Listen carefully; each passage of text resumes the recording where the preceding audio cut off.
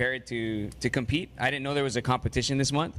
I'm just happy that I had a harvest that was ready in time to compete. Yes. And I had a couple good strains in my tent, and I don't know. I was like, okay, I'm picking my best and put my best foot forward, and I knew that they were gonna do well. You know what I mean? But like, they weren't my top choice for what I would compete with. They were just like, okay, this is the best I've got in my tent right now. It's good.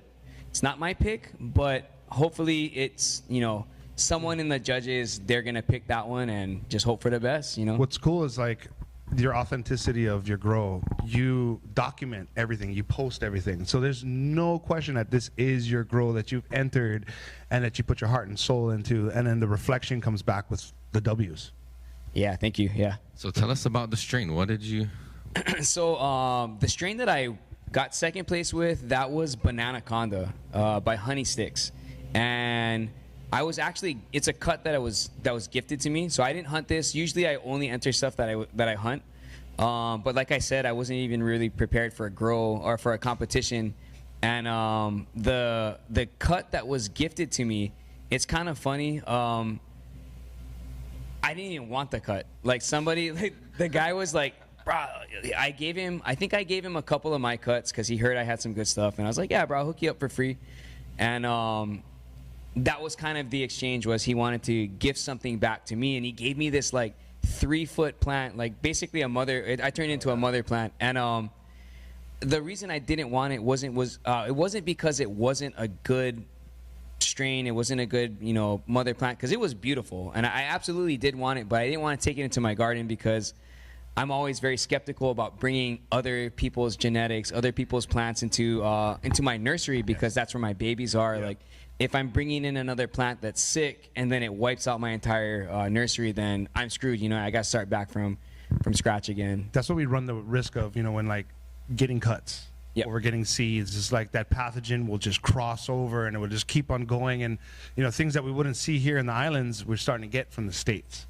So it's kind of good to like, I like how you're doing it with the seeds, and it's very organic because that's your cut that you want, right? Yep. So you found something that was the best on your whole system that you would felt comfortable entering, and you win. So it's like, yeah, that's a testament to your pheno eye, you know, and your growing eye, and you know, the production of your flower and the care in your flower to the very end. You know, that's really important. And in Hawaii especially, we tend to overlook that, yeah, the drying, the curing, and all that smaller intricacies that it could be a winner, but we just miss that, right? Yeah, absolutely. I mean, you could grow everything perfectly up until harvest day and then blow it after harvest. Yes. You know, like you don't dry it properly, you don't cure it properly, and you could have like a top shelf product that suddenly is not worth anything. Yes. So it's really easy to go from top shelf to bottom. Yep. Yeah.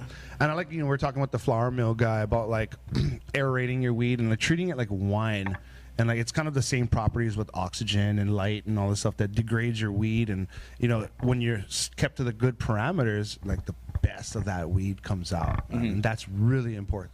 So when you like harvest this flower, what's the best way to keep it the freshest, looking the best, tasting the best, having all of those qualities while you're waiting to submit it to the judges for judging? Because I mean, for you, it might have worked out pretty good where like you harvested, dried, cured, all that stuff, and then sent it, and it was pretty short. But some people might have harvested their shit a while ago, and it might have been sitting. You know what I mean? Or they could have got it from the mainland, and it could have been sitting God knows how long on the mainland, and just trying to. Yikes. So it's funny that you mentioned like the freshness aspect of it, because my harvest was January 5th, so I gave my harvest about a little bit over 21 days to cure. For me, that's like if I feel comfortable competing at 21 days, dry and cure. Yes. But also too, it's like I'm making sure I'm doing that drying and curing process by the book. Like I'm doing it right, because you could mess it up in 21 days, or you could not even get to the right point in that 21 days. But I just wanted to mention though, the guy that came in third, Ed. Yeah. So I was talking story with him. He actually we linked up on Instagram a couple months before this, and he was like, "Hey, how do I enter?" And I'm like, "Bro, just come down, bring your flower, blah blah blah blah." But the strain that he got third place with, he harvested 2 years ago. Yep. So he's doing something right. Yep. Yeah. So maybe that's the guy that came by our booth. And what is the best way to be able to do that? To be able to keep flower fresh or good for 2 years, that it's still Well, you gotta winning competitions. I would say you gotta get the first 21 days nailed, and then you gotta keep those in the environment that the flower is in. So temperature, humidity, stable. So keeping that, like, I mean, you gotta burp it for a little bit, and then you gotta keep it covered to cure, and back and forth. And I mean, honestly, it's tough because one strain could be really good one way, and then like you do another strain with the same technique, and it might not work as well. But yeah, I would say it's stability. What about you? That's pretty nuts. To me, it's like the volatility of the terps too, right? It's like if something's more viscous, it'll oxidize and it'll evaporate a lot quicker. But my tech for keeping herb good for a long period of time is, you know, the old hydro flasks that we used to get. Yeah. I go to Goodwill and I buy hydro flasks because it keeps the light out and it keeps the temperature and humidity stable. Smart. Yep. Then I'll throw the hydro flask in a wine fridge, the thermoelectric, because there's no condensation, so it's not going to add moisture. It's not going to, you know, it just stays there. So again, like treating it like wine is probably the best way to treat your weed. Interesting. Smart. Yeah. I didn't know that. Yeah, just utilize the cheap shit around you. You know what I mean? Like hydro flask now it's like $5 at Goodwill. Buy the 64-ounce ones, dude. Even if it's dented, who cares? It's gonna be in the wine fridge anyway. Main thing is you keep out the light, you keep out the air. That would be killers if you could put 64 ounces in a 64-ounce hydro flask. Yeah. Yeah, it's amazing how like American standard system works, where volume is very subjective, right? Yeah, weight, volume. It's way different. Yeah. Even though you're using the same terminology to express the value of the Yeah, it's like the volume 64 or the weight. ounces of weight doesn't equal 64 fluid ounces. No, not even close. Not even close. Damn metric system. Inches instead of meters. But yeah, just tell us about your regimen and growing, and then like everything that you've been doing to get this final product. You know, as far as like manicuring, the types of soil you've been using, your feeding regimen, and so on and so forth. All right, I'm gonna try my best to stay on track and not go off on a tangent somewhere in the middle, because I'm Portuguese, so it's real easy for me. Yes. So I'm growing in cocoa. I went from like soil, and I still grow soil from time to time indoor, but I switched over to cocoa a couple years ago and really liked it because I could get everything dialed in just the way I wanted. You know, soil, it's a little bit, I haven't mastered soil yet. I feel like that's kind of my next step, is figuring out like my organic inputs and getting that balance so that I can just water the plant start to finish. But for now, I'm using cocoa, and Kalei, you guys turned me on to Mills Nutrients a couple years ago, and I've been using them ever since. Like, Shout out to Mills. yeah, shout out to Mills. They kill it, man. I love their stuff, bro. So I appreciate you getting me on that path. Thanks. I saw them. They had a niche with the synthetic line, and people were doing really, really well. But then they came up with this organic line, and I was like, we got to jump on this because it's a good product, but it's now in organic form and vegan. And we got to keep it Vegan? That way. Yeah, in case anyone Uncle's cares. alley, you know? It's I care. Yeah. Plants aren't vegan by nature, but they really him. Yeah, so. But yeah, they really need a wide variety of diet, you know, when it's applied to it. But yeah, dude, you fucking killed it. You know, the feeding regimen's awesome. You're doing it organically, which is, I mean, a lot more to say than, you know, some of the product we get from the States and we see from the States, right? Like the care that you put into the product is a direct reflection of yourself. Yeah, thank you. Yeah. Yeah. Oh, so moving on from there, like the nutrients. My bad. No. The wormhole. Side quested you. It's been happening a lot this I have expo. Portuguese too, so I'm gonna half side quest you on. Bro, so together we're full Portuguese. There So- you go. Dangerous, bro. Now I gotta pay attention. There you go. All the I gotta Porchos pay in the attention crowd. to make sure you guys stay Yeah, on track, thanks, and I'm yeah. not good at paying Oh, attention. yeah. Uncle I'm Erik, the listening, and I'm moderator. just like, oh, ADD shit. Portuguese, bro. That's the worst. ADD Bro, I plus have a Portuguese. shirt from Bulaia that says "Pure Hawaiian, half Portuguese." Yep. Yeah, so I love that shirt. I should have wore it on today. I still but, get my I voted for Boo shirt too. Oh, but it's bro, nice. cropped off, so I can't Okay, wear back it. to your regiment for growing. Oh, Yeah, yeah, back to yeah. the subject because So, we got off subject again. Yeah. So okay, so right now cocoa using Mills Nutrients. I'm doing like a sea of green technique. So I was scrogging for a little bit, but as a photographer, I like to take my plants in and out of my tent. I like to take pictures of it and stuff. You know what I mean? Kalei, you're mentioning that I document everything. I post all my content on my Instagram. So if anybody ever wants to see what I'm doing, you guys can always watch me start to finish. But sea of green, 1 gallon pots, higher plant count, but less veg time. And what I like for that is I'm getting a more consistent product top to bottom, where I don't have to grow big plants that takes a longer veg, and like all of a sudden I'm getting like larvae buds at the bottom, or I got to pick only the best of the best up at the top. Like I'm getting uniformity top to bottom in my plants. And you're running those Faven under canopy lights as well. Faven under canopy, spectrum tuning. Honestly, the spectrum tuning is kind of the game changer, because I was growing well, I will say when I wanted the belt, I wasn't using under canopy at the time. But having the under canopy now, I kind of had to like readjust my my scheduling. So like the lights that I'm using, like I said, they're spectrum tuning, so I can add far red. I can add more just regular red spectrum. I can take away the red spectrum, grow with blue light, and kind of like crop steer it using my light spectrum. So I can kind of dial in depending on where I'm at in the growing cycle. Also, like VPD and your DLI changes with the under canopy Faven lights too, right? So it's all got to be a whole uniform adjustment, right? Exactly. So you know, I might have to set my AC in my bedroom, because I flower in my bedroom, but I might have to set my AC like at 72 without the under canopy. But now that I'm adding the under canopy, now I got to drop it down to like 69 or something. Because the heat from the lights. Yeah, it's like a big formula, right? Where there's more heat in the air, more moisture is required to reach that even homeostasis, right? So it's like it's that battle, and they call it DLI, daily light intake, and the VPD is vapor pressure deficit. So all of that numbers have to jive within the parameters. I know, dude. You gotta tell me. I know all this shit. He's been around bro. there. He knows. That. Kidding. Yeah, man. Yeah. So thank you very much. You were the undisputed champ. Hell yeah, man. Kind of. Second place is so good as first, bro. Don't worry about it. You're first in our book. Yeah. In our hearts. But if you were Ricky Bobby, you totally failed. Yeah. If you're not first, you're last. Exactly. Yeah. Second place is just first, last place. Yeah. Nah. Hey, I'm stoked with second. Speaking of wormholes, did you see that study where like bronze medalists are happier than gold medalists? I don't know. Yeah, they did a study on Olympics I that know bronze medalists. I know that. How's this fucking wormhole, right? See, average students are probably happier than straight A But I students passed, because like, they're just more well-rounded and they're not stressed. I mean, I could get a about D and getting get my fucking ass A. whooped by my dad, but I got a C and I'm safe and I didn't have that's to why I work said C. hard and I'm good. You know, it's a happy medium of success. My parents didn't agree that D's was good either, but in my book, that's passing. In a Yoshikuda household? Yoshikuda, yeah. And then I came across this one teacher, random sidetrack, in high school that she didn't give any D's. It was A, B, C, F. And I was like, oh, I'm fucked, dude. Did she ever take any D's? What an asshole teacher. No D. A, B, C, F. So that. if you don't get a C at least, you're out. You fail. What school you at? Damn. Same as you, right? Damn it, Pro City. Miss Shiraishi. I'll just throw her out. She's probably not even alive anymore. Jeez, dude. Wow. Under the bus. Jesus Christ. She was super old when she taught school, so I mean, can't give her that many more years after. Back in the 1900s, D wasn't part of the alphabet. Yeah, that's true. It was. All right, cool. My man, thank you so much. Thank Sorry you for having the wormholes, but all good. we got through it. Chew. Oh yeah. I had to add mines at the end there. Yeah. All right. Peace. Let's turn this off.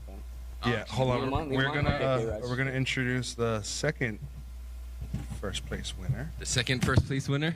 Yeah, hold on. We're doing 80s montage. You're first, second place, not a first. I got you. Don't even let me place people, bro. I'll make up fucking I don't numbers. even know. Hold on. They never texted me the info. You guys enjoying the show so far? This is cool. We are. Yeah. Let me hear you make some noise. We're gonna edit it in after, but let me hear you guys make some noise. Oh, quiet down. Shh, too loud. We got neighbors here. They get a wedding expo going on outside. You don't want to cause too much ruckus. All right, for the What first is that place song you're winner. talking about?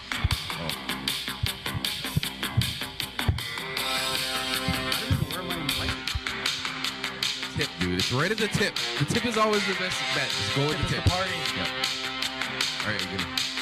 Now for the 2026 Lower Cup, first place winner is our brother Ua.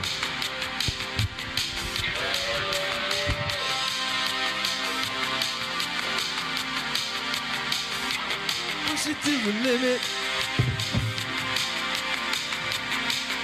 Welcome.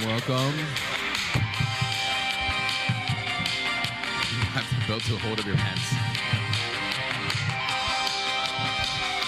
All right. Hell yeah, man. Thank you so much for coming, Ua. Congratulations on the W, Congratulations. man. Mahalo. Hell yeah. This thing fit?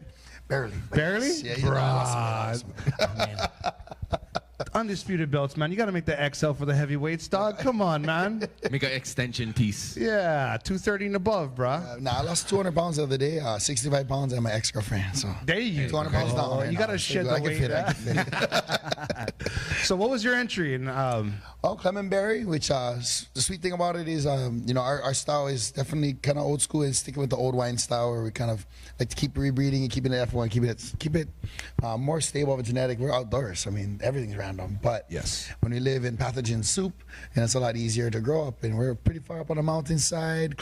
We have cloud forest all around us, ferns all around, and a lot of our technique is kind of simplicity. Cloud bag, keep it simple, bone meal, feather meal.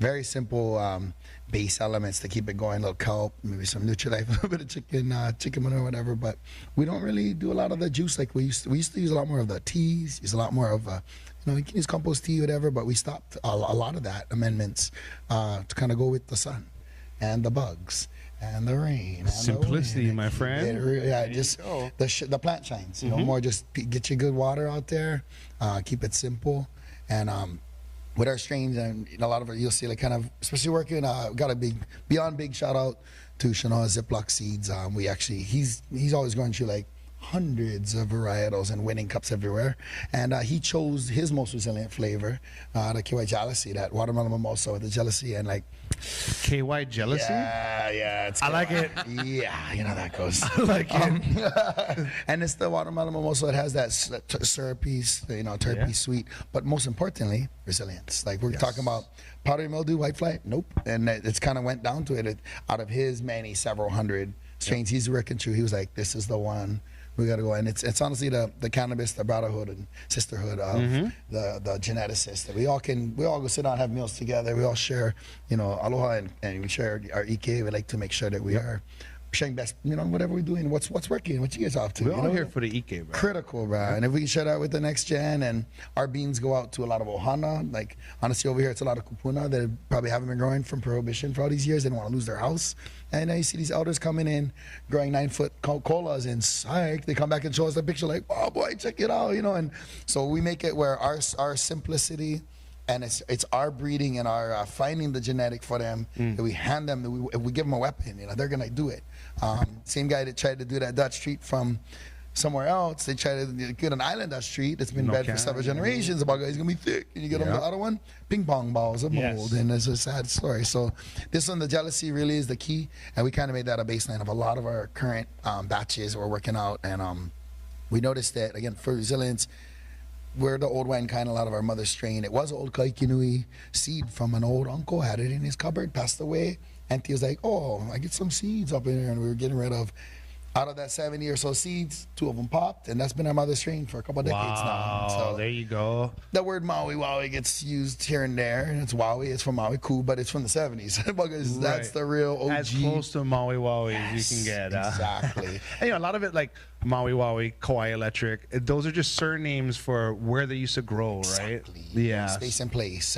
And granted, it's like a dream, dream varietal in a way. But then through the years, Uncle Will, so we're going to always, of course, is mastermind behind all the sticky finger. And what's beautiful is that he has his old strain. He was in New Hampshire as a youth growing up on the lakes, Sandwich Bay and whatever. But growing over there, we have these little window kind of season. You've got minutes. And he grew his strain out, got the Willy Wonka kick in. So he had super resilient from the Northeast, brought that over here, worked it into the Hawaiian Dream, ended up with some really neat cannabis hash plant kind of deal.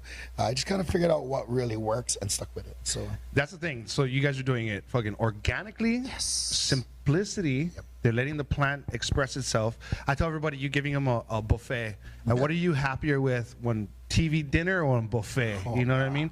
So organics and not even bottled nutrients, like just doing the dry amendments yourself. That's your intimate relationship with the plant, right? And not only that, the genetics that you're using, you're stress testing it in your geographical microclimate. So that you're just setting people up with, like, bro, you can go fish, your fish is going to be in the cooler, not going to be broken leader, you know what I mean? Like, you're going to be successful. And that's the thing, is breeding Hawaii for success. That's what we need to be doing. Hell yeah, bro. Yes, well, and also this one, working, we work with Humboldt Seeds. They're also, they're ohana to us too. And so we did their blueberry muffin, and that one actually, by breeding that back to, we did our GG4 Guptilla Kush Hawaiian Dream Crumble. So got the kind of like gluey with the muffin, where it's just this buttery muffin vibe, and that one added to our clementine. And then when we kicked it up a notch with it all together. It was just so the citrus, the clementine, and the watermelon mimosa. It gives it I like the way that when you get the smell, and you get your snout on that, you're gonna get the smell, of course. It's a good heady blueberry, kind of boysenberry, marionberry, whatever. When you taste it, it has that funky berry flavor. It's that's the matches that the nose match the mouth, and that's hard to find sometimes. Sometimes you get it smells good, oh, just gas. Or it smells good, oh, herbaceous. And some of my favorite strains are gonna be different on both ends. Oh yeah, I love the way that it goes in, the way it smells, and it's really tasty. I love that. Yeah. Tasty. You smell it and it tastes like it smells, and you're like, whoa. Yes. Not much to the imagination there. Oh, exactly, and it modulates from the original blueberry muffin, which was our blueberry muffin was really buttery and kind of more sweet end. It came down to more of, again, like saying boysenberry or one of those kind of out of berries, tartar berry, and it really gets in there.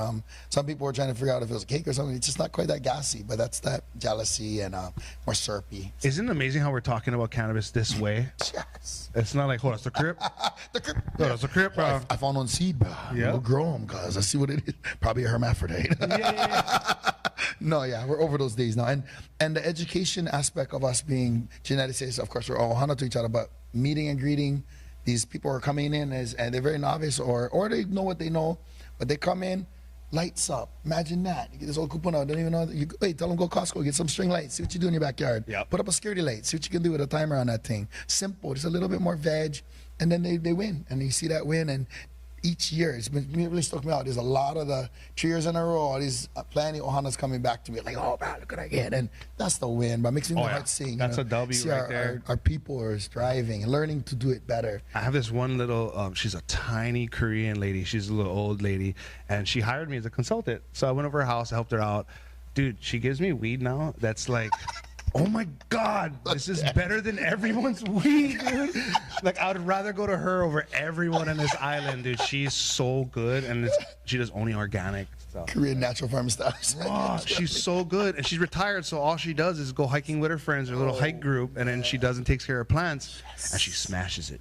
Smashes it. And that's the joy in our heart. This is the way that this can be. Cannabis can be this. And they make up the story of these druggy people. And like, we're growing babies, bro. We're growing, like, we love our keiki. And I've been terra farming and forestry on Maui. I work in conservation. And same thing, we don't not use amendments anymore. Like, it's key is you do your thing. The forest didn't have amendments. The bugs are missing in a lot of places. So you know what we do? Cloth bag. Our cloth bags get a beautiful amount of life on us. So the extra rhizoid fungi, like the whole outside of the bag is coming to life. We throw our dirt every year. Every cycle, we do 5 cycles. Every cycle, we're putting it in the back. Just inoculating it. Just let the bugs crawl inside. Let everything come back to life. Because I'm learning in forestry. I'm in Lahaina, our town right now. We're part of tree covery. We're growing thousands of trees for our community. Free trees to all our community. A lot of their heart was, we should plant ulu, plant breadfruit everywhere. I like the idea. You know what's missing? The bugs. Who conditioned the soil back then? It wasn't us. It was the bugs. No more the bugs. So we need to kind of add that as an outdoor grow. I love the idea of cycling your soil out. Just put them in a pile. Let them. You can go back and recondition it with some new bags, but by using a simplicity style, I'm noticing we're getting everything changed in the last couple cycles. We moved to a slightly more up the mountain, more moist, more wet, more clouded. But the soil being in the yard, letting it be part of nature again. You're going back to Bawakua. You're keeping that soil food web indigenous. Yes. It's right there. There is a spider crawling over. And it's awesome. In this digital day and age, cannabis is actually teaching the youth nurturing, how to be nurturing. And that's something that's missing right now in society. And cannabis is pivotal to this generation coming up, because in a day of screens where there's so little like interaction, like personal interaction, having this plant, and it's interest to everyone, having this plant, whether you're a smoker or you're just a cultivator, fun time growing, you're learning to be nurturing. And that is something that I think we need to gear up and then push towards our youth. Well, especially Amakua, we grew up here and all the kids get to watch Moana and see grandma turn into a manta ray. But, we talk about haloa. I'm a terra farmer, right. As a kalo farmer, we know that's haloa. That's our elder sibling. And if you decommodify the universe around you, that's your ohana, that's your family, that's your babies, that's your grandma. The mist on that waterfall is your tutu. You better go respect that. You love that place. Yes. It's not something you can just buy or sell. And cannabis, the thing is a commodity, and it's a way to also make our own cultural currency where we can we can make a living doing something we love. We can go still work at the restaurant if you got to, but if you grow your butt at home, you know you're coming home and you're happy when you come home to your baby. And I love the small scale, but it's important that we honor tradition and honor our makua. You know, your kua, your spine, your makua, your parents, those deified ancestors all around us. I mean, I got some uncles that is definitely deified into the cannabis zone, you know. My uncle's on Big Bottom over there. That's my family, you know. Like, but when you love them that much too, and it creates this bond, you know, with strangers, and it's critical, you know. I know where I'm, you know, Lahaina, we used to all cane foot out. I used to talk about one of my friends I never seen him for a while. We used to always go cane fields, way up Mocha, and find a little river, put a little drip tape on that bugger and dig a hole. And we'd put, you know, put amendments, more guano days back then, you know. And nowadays it's funny, we're moving even further from what we did 30 years ago. But the idea of just fresh river water, the idea of using Evaiola, living water, living structure without, and the indoor, it's crazy science. I love hearing the kind of stuff you got to go to. It's wow, you're getting God level. You got to know everything, all this. We let Akua do that for us. You know, like, thank you, Akua. You know, tropical storm, we got you, man. But it was interesting. I talked to this one scientist. He's a good friend of mine. I used to skate with him back in the day, and he tells me, he's like, the reason why I got my PhD was to help translate God's creation. Nice. Right? So understand what God made, and I'm here to help you better understand God's creation. So him being a scientist was just to reinforce his belief in God, his love in God, which, I mean, you can be religious or not, but that's still pretty damn good to think about, you know? I'm in bioculture conservation, so if you ever get a chance, conservation conference at the community center, or this year I think it's in town, but the conservation conference here, same thing, they get kumu now, speaking with the scientists. You can have a PhD and be a damn fool compared to Kumu's auntie over there in the corner. She's seen the seasons. They know the seasons. It's like cannabis too. What do we talk to? Talk to the old heads, but they know what's going on. They've been there, done that. And they're going to tell you something that worked for them 30, 40 years ago. It still works. And we don't want the Walmart weed culture to take over. No. We need to keep talking to the heads and doing best practices. And it's so simple. And I know a lot of, I mean, we do funk around too. There's ways to do all the, you can get some fruits together and get pretty nuts with some sugar and fruit and do what you got to do, smash things, get nuts. And I love all those techniques. Some of them are going to stay secret today, but I love the way that, everyone's got their little secret weapon. What are you smashing in that bucket over there? Right. It's sitting there. And I do like the way that our grow lately, we just good water and spread that word of share that with the people that they can juice their stuff. But careful, because if you're going to imbibe it, especially if you're smoking it, and you further that thing way out, you know, you kind of bioaccumulator smoking explosives. And I want to give medicine to our kupuna, not auntie, go smoke that, and they're like, I'm losing my mind at 33% THC. Like, not worried about that. Terps, pure terps, true terps. Where you get, this is on strawberry, this is a banana. This is gonna be what it is. It's not gonna be calico cat. I've seen a lot of that in the judging. When you go judge competition, he says, "What are you growing? What are you looking for? What is your Like, it's like you're confused. Like, I identify as I don't know what I am. Okay, well, good for you, bud. You let it identify itself. You can be like, silver. I got it. You know, that's northern. So you can remember those flavors. Yeah, there's some hallmark strains that's like, this is a sour diesel. This is what diesel. But then you get some that's like, this is kind of like grapey, gassy. I don't know, some crap. You know what I mean? Yeah, man. Boom. So I love the old school strains and how they keep their integrity through time and time again. And you know, like back to the Chads in the game where they're just, you know, coming down for corporate businesses. It's like, you can explain. It's like the guy on the construction site, right, that has his degree but doesn't know how to swing a hammer. It's like, you need the guy swinging the hammer, bro. If not, then it's kind of lost to the ether. But yeah, man, thank you for your hard work. Thank you for your integrity. Thank you for everything that you offer the community, as well as education and just cultural knowledge. Well, I also want to thank you guys, because over here, special being that there's a lot of cool mingo that I go to go East Coast, you go Senegal, all these other, even Europe, you go to these gatherings, and they all have their flavor. This place harbors a whole different vibe where it's nurturing. It's not a huge, massive, crazy. We're not keeping up with anything. We're not competing with those guys. Every single person that came, whatever level they're from, this place has mana to them. They figure it out. They come in like, oh, wow, this is like one different kind of gathering. And so, like, I'm all over the hard work for this place to be that we're having a habitat for, you know, strangers to get together and be like, wow, that was amazing. Like, and I see these guys all over too. We see them at each event. East Coast, play any more suits. We know more the suits over here like that. Like, and that's a good thing. Like, it's honor to have true people here. So keep Hawaii. Exactly. And then they go dinner, they go lay on the beach, and they're virgin to that. To us, that's our backyard. But we love to share that yard and make it a space for them to feel good, and they're gonna come back. Oh yeah, they're gonna be like, oh, I'll be there next year. It's not for win, lose, or draw. It's like, this is a space for Phil healing. And they look at me the same way I'm looking at them when they stay on the sand. I stay in the snow laying down. They're like, what the fuck are you doing? When we go visit the mainland, we're like, oh, damn. I'm making snow angels. They're like, this fucking guy over here. Yellow snow. You get caught playing. So good. You get caught playing tourist somewhere else. You're like, God damn it. Yeah. Love it. No, that's what I mean. I just got my passport. A couple days ago. There you go. Congratulations, International UA coming at you. So again, big ups to Uncle Will working super hard. Big ups to Chanel, Ziploc working super hard. It's the breeders, and to all the breeders out there is following their dream. And that's we could all be dishwashers instead. Sometimes we pick better occupations that make our hearts sing. So there you go. Better. It's best said, man. Hell yeah, UA. Mahalo, bro. Okay, aloha. Hell yeah. Right on. There you go. Oh yeah, I work on the thing. There you go. Everywhere you go, you gotta wear that. Is that it? Are we good? I think so. Nobody else? No, Cool. that's it. All right. Thank you guys for joining us. I Sweet. appreciate Thank you guys. Thanks for sticking. Come by We got our some stuff booth. for you. We'll give you some stuff. Right on. Congratulations to all the Thank you, winners Drew. of the Aloha Cup. Thank you, Drew. Thank you, Nick, and the Hawaii Cannabis Expo for having us. And we'll see you guys again next year. Yes, Aloha, guys. Coming out.